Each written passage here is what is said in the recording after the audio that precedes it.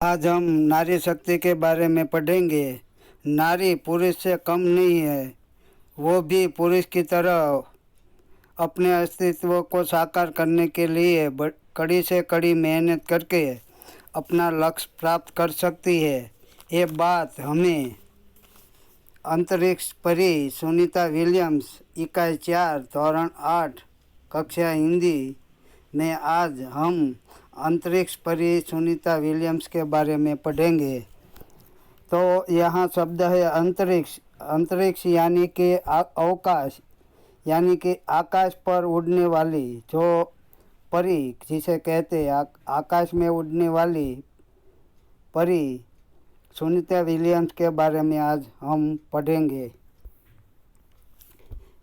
20 सितंबर 2007 को अहमदाबाद हवाई अड्डे पर अमेरिका से एक हवाई जहाज आ पहुंचा। तब अटलांटिस यान पृथ्वी पर पहुंचने जैसी उत्तेजना हुई थी।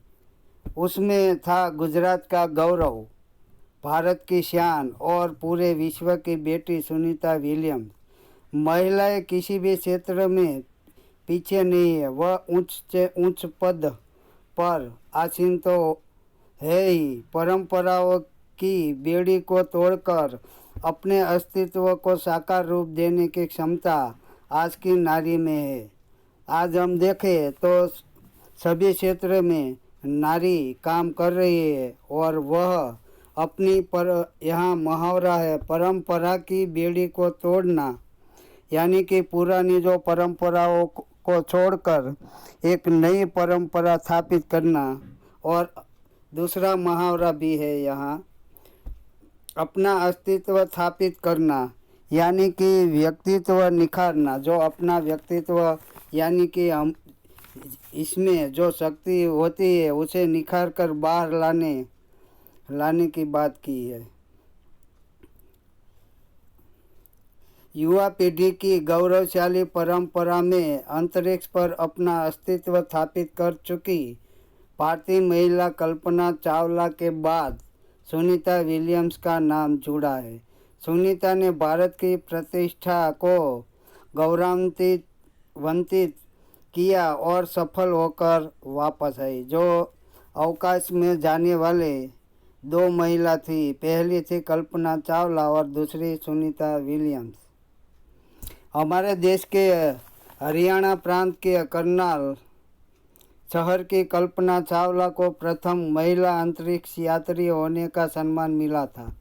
हमारे राकेश वर्मा भी प्रथम भारतीय अंतरिक्ष यात्री थे।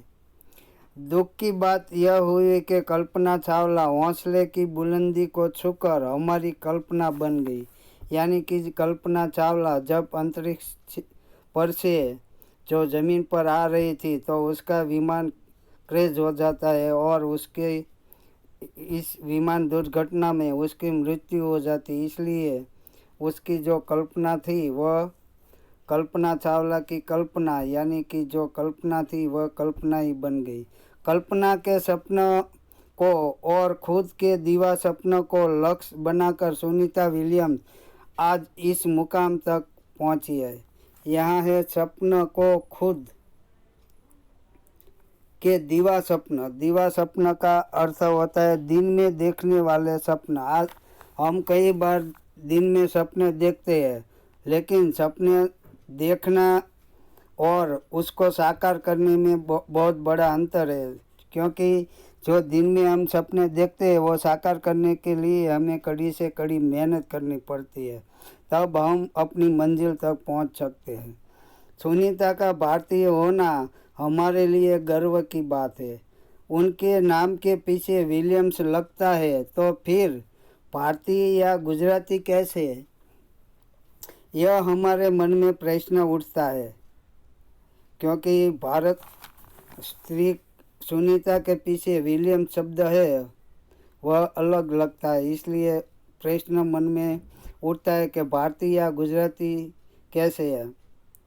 सुनीता भारतीय नागरिक नहीं है, परंतु सुनीता वास्तव में भारत की नागरिक नहीं है, परंतु उनका मूल गुजरात से जुड़ा हुआ है।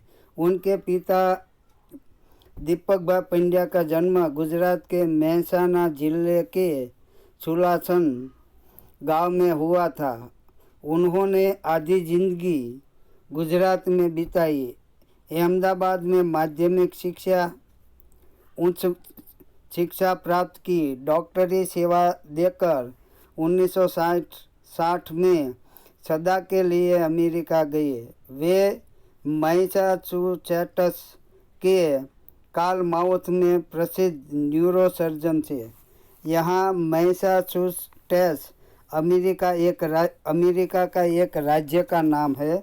यहाँ हम भारत में देखते हैं तो गुजरात, महाराष्ट्र, यूपी, मध्य प्रदेश ऐसे प्रदेश है, राज्य है। उसी प्रकार ये अमेरिका का मैसाचुसेट्स नाम का एक राज्य है।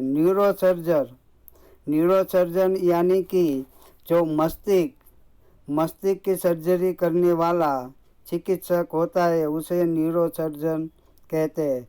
हमारे भावनगर में भी एक प्रख्यात डॉक्टर है इसका, और पिता दीपक पंड्या और माता उसी बहन के जय, दीना और सुनीता। 3 संतानों में सुनीता सबसे छोटी थी।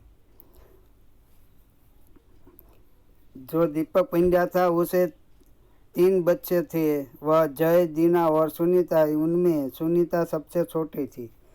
सुनीता का जन्म 19 सितंबर 1965 को ओहियो, अमेरिका में हुआ था। मुक्त वातावरण में पली सुनीता में साहसिक प्रवृत्तियां उभर चुकी। मुक्त वातावरण यानी कि बिना रोक टोक का जो वातावरण मिलता है उसे मुक्त वातावरण कहते हैं। जो उसे करने को मन चाहे वो उसे करने दिया जाए उसे मुक्त वातावरण कहते थे। सुनीता बचपन से ही दौड़, स्विमिंग, घुड़दौड़, बाइकिंग, स्नोबोर्डिंग, धनुर्विद्या जैसे साहस भरे खेलों में भाग लेती थी। उसकी जो सभी प्रवृत्तियाँ थी वह सभी साहस से भरी प्रवृत्तियाँ थी। वह मेहनती थी। घर वाले उसे प्यार से सुनी कहते थे। जो हमारा उलामना नाम होता है उसे सुनीता को भी घर में सब लोग उसे सुनी कहते थे। 6 साल की सुनी ने अमेरिकी यात्री नील आर्मस्ट्रॉन्ग को चांद की धरती पर उतरते देखा था। तब से मन में निश्चय कर लिया कि मुझे कुछ ऐसा कर दिखाना है। जो उनने 6 साल की थी तब उन्हें अमेरिकी यात्री नील आर्मस्ट्रॉन्ग को जो चांद की धरती पर से उतरती यानी कि अवकाश की यात्रा करके धरती पर वापस उतरे थे तो उसने वह देखा था। तब से उसने मन में निश्चय कर लिया कि भी मुझे भी ऐसा कुछ करना है। बचपन का संकल्प उसने साकार किया। उसकी हाई स्कूल की शिक्षा मैसाचुसेट्स से हुई। यूनाइटेड स्टेट्स नेवल अकादमी मैरीलैंड से भौतिक विज्ञान से स्नातक किया। Engineering management Florida institute of technology 1995 में बाद में अनुस्नातक किया। इसके पहले 1987 में नेवल अकादमी से व्यावसायिक अनुभव के लिए जुड़ी जहां साहस और श्रम की प्रवृत्तियों का महत्व था। तो उसने जो अकादमी व्यावसायिक अनुभव के लिए उसने व्यावसायिक क्षेत्र में उसने अपने को जोड़ दिया था। इसके बाद नेवी में एविएशन ट्रेनिंग, अमेरिका में कमीशन अधिकारी, बेसिक डिवाइंग ऑफिसर का पद मिला। हेलीकॉप्टर प्रशिक्षण प्राप्त किया। हेलीकॉप्टर की शिक्षा भी प्राप्त की। प्रशिक्षण के बाद ऑफिसर इंचार्ज बन गई। सुनीता को United States naval test pilot course के लिए चयनित किया गया। अब उसके आगे है। सुनीता को पायलट कोर्स में उसका स्थान नक्की हो गया। पायलट बनने की सिद्धि को प्रथम कदम माना।